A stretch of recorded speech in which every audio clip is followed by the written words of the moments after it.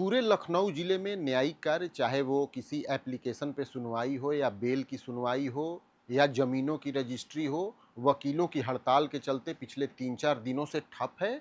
ये स्ट्राइक वकीलों की कब तक चलती रहेगी, इस बारे में फैसला 25 मई को सेंट्रल बार एसोसिएशन में वकीलों की बैठक के बाद लिया जाएगा।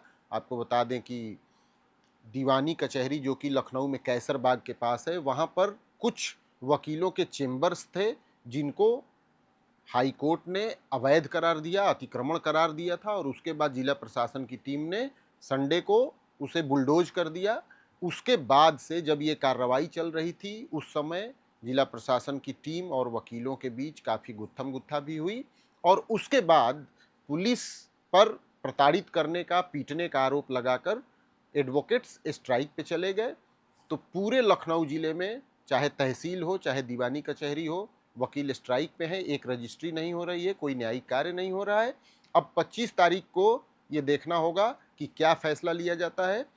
इसकी कोई गारंटी नहीं है कि 26 मई से अदालतों में कामकाज शुरू हो जाएगा, क्योंकि पहले वकीलों की ये स्ट्राइक 3 दिनों के लिए घोषित थी, लेकिन उसे 5 दिनों तक बढ़ाया गया। अब लेकिन 25 मई को जब सेंट्रल बार एसोसिएशन में इसकी बैठक होगी, तब वकीलों के द्वारा ये निर्णय लिया जाएगा कि आगे क्या किया जाना चाहिए। और ये इस बात पर निर्भर करता है कि जिला प्रशासन और वकीलों के बीच का समन्वय कैसा है और दोनों के बीच क्या कोई सामंजस्य स्थापित हो पाया है। इस पूरे मामले पर बोले भारत की टीम ने सेंट्रल बार एसोसिएशन के कई पदाधिकारियों से बातचीत की। आइए सुनते हैं। देखिए, हम लोग न्याय के प्रहरी हैं और हम लोग किसी तरीके से ये नहीं चाहते हैं कि किसी तरीके से सरकार का नुकसान हो और हमारा नुकसान हो। देखिए, अगर सरकार का नुकसान है तो उसमें वकीलों का भी नुकसान है। हम भी अपनी फीस सैक्रिफाइस करके अगर आज अपने इस अवकाश में बैठे हुए हैं तो कहीं न कहीं हम लोग भी प्रभावित हो रहे हैं उससे, सरकार के साथ-साथ हम लोग भी प्रभावित हो रहे हैं और कोई भी अधिवक्ता ये नहीं चाहता है, क्योंकि अधिवक्ता तो कार्य ये होता है कि आप सोचिए, रोज़ डेली गड्ढा खोदेगा, रोज़ डेली पानी पिएगा उससे। उसी पानी से वो अपने परिवार का भी लालन-पालन करता है। तो हम लोग का किसी प्रकार से कोई इंटेंशन नहीं है। अगर अगर आप मूलभूत जो सुविधाएँ हैं हमारी, उनको फुलफ़िल कर रहे हैं तो हमें कोई आवश्यकता नहीं है स्ट्राइक पे जाने के लिए। देखिए, रजिस्ट्री ऑफिस में नया कैंपस के तौर पे एक आगे बिल्डिंग भी बनाई गई है, लेकिन उसपे अभी तक किसी प्रकार से कोई लिफ्ट संचालित नहीं हो रही है और बहुत समस्याओं का सामना करना पड़ता है। छोटे-छोटे रूम हैं वहाँ पे और नंबर्स ऑफ रजिस्ट्रियाँ आप अगर आप देख लेंगे तो 3000 नियर अबाउट रजिस्ट्रियाँ पाँचों कमरों में मिला के हमारे वहाँ होती हैं लखनऊ में।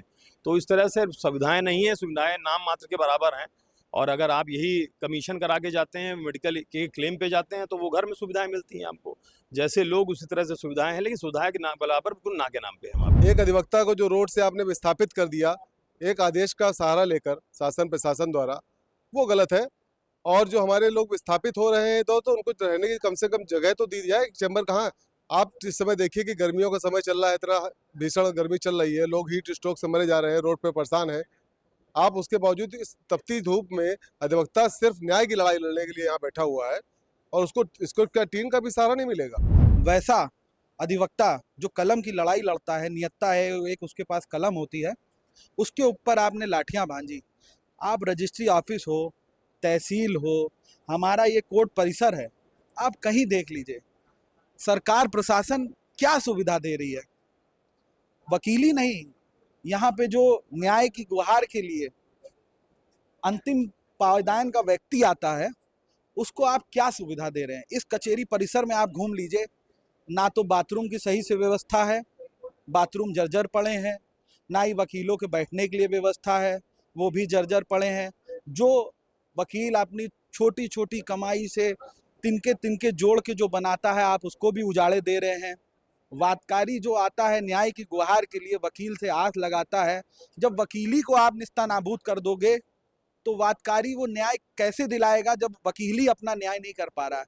आप सुविधा के नाम पे वकीलों के जो आप कूपन लगवाते हैं, सरकार के पास इतना राजस्व जा रहा है, हर वकालतनामे में एक कल्याणकारी कूपन लगता है अधिवक्ता के, वो अधिवक्ता का पैसा जा रहा है, वादकारी का जा रहा है, सरकार उसको भी रिलीज नहीं कर रही है।